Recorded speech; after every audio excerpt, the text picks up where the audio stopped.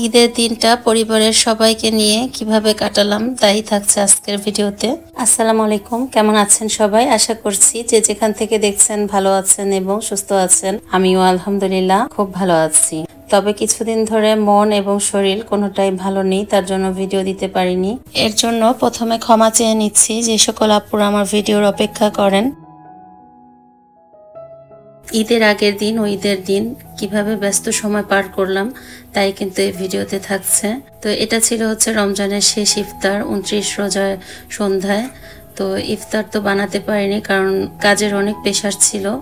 এত ইফতার কেনার পরেও সে আবার এই ইফতারগুলো নিয়ে এসেছে, কারণ আমার বাসায় যিনি খালা থাকে সে হচ্ছে মুড়ি দিয়ে এই পেঁয়াজ ও ছোলা এগুলো মেখে খায়, তো তার জন্যই কিন্তু সে নিয়ে এসেছে।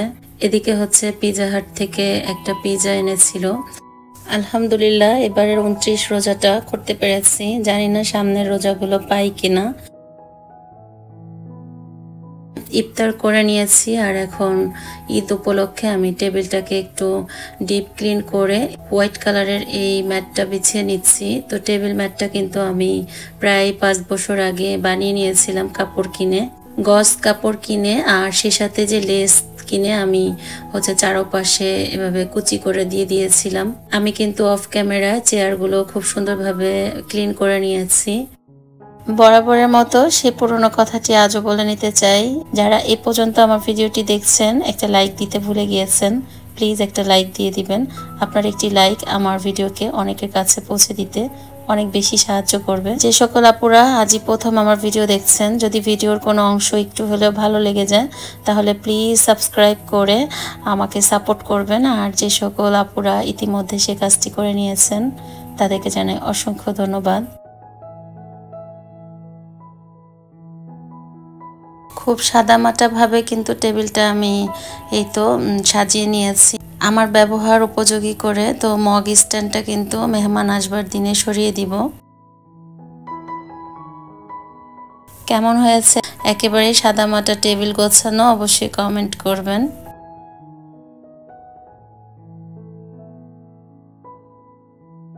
রাতে একটু রান্না করে চলে গিয়েছিলাম হচ্ছে আড়ংয়ের উপরে হচ্ছে হোম টেক্সটাইল। তো হোম টেক্সটাইল থেকে এই বিছানার চাদরটা এনেছি। প্রতি ঈদেই কিন্তু চাদর না হলে আমার ঈদ হয় না, তো এবছরে একটা চাদরই কিনেছি। আপনাদের ভাইয়া বলেছে ঈদের পরে বেশ কিছু চাদর কিনে দিবে, তাই ভাবলাম ও যেহেতু বলেছে তাই একটাই কিনি। শরীরটা যেহেতু ভালো ছিল না তাই ঈদ শপিংও এবার ওরভাবে করতে পারিনি, যতটুকু করেছি অনেক কষ্ট থেকে কিন্তু করেছি।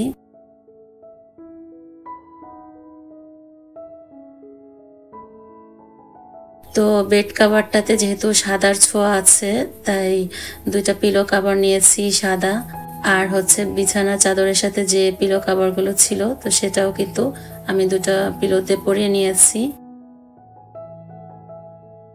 আমার সিম্পল বেড গোছানো কিন্তু হয়ে গিয়েছে ঈদ পারপাস।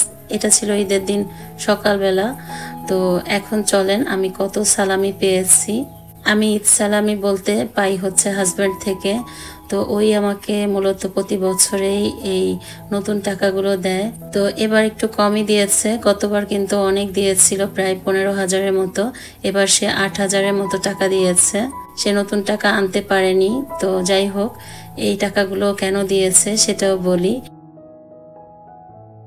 ও ভালো করে জানে যে ঈদ সালামি আমি নিয়ে কি করব।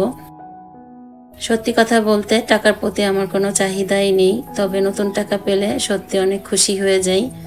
কারণ ছোটবেলায় কিন্তু আব্বা ঈদ সালামি দিতেন নতুন টাকা, আর ছোটবেলায় যে বাড়িতেই যেতাম রিলেটিভসদের বাড়ি অথবা প্রতিবেশীর বাড়িতে, তারা সবাই কিন্তু নতুন টাকা দিতেন।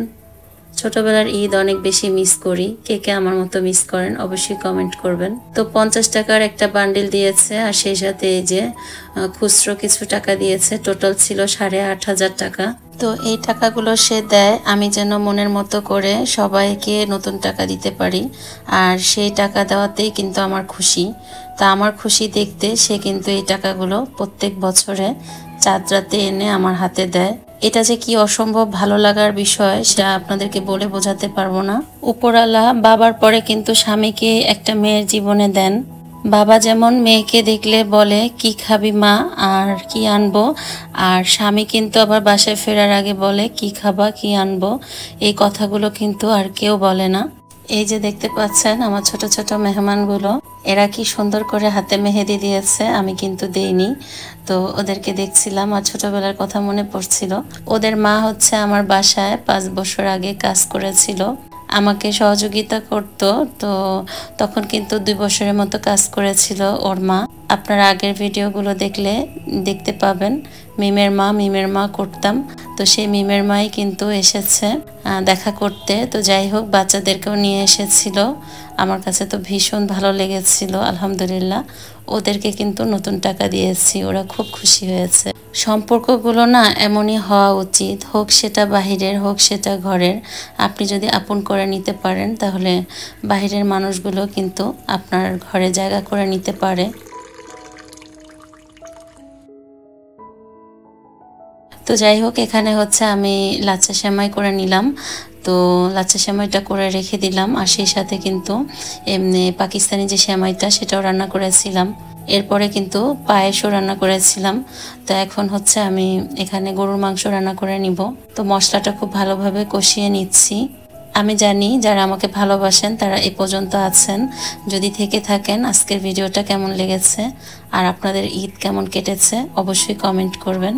তো এখানে হচ্ছে আমি গরুর মাংস ধুয়ে রেখেছিলাম, এখন এই যে কষিয়ে নেওয়া মশলার মাঝে দিয়ে দিচ্ছি। খুব একটা পানি দিব না, একদম স্লো কুক করে এই মাংসটা রান্না করব।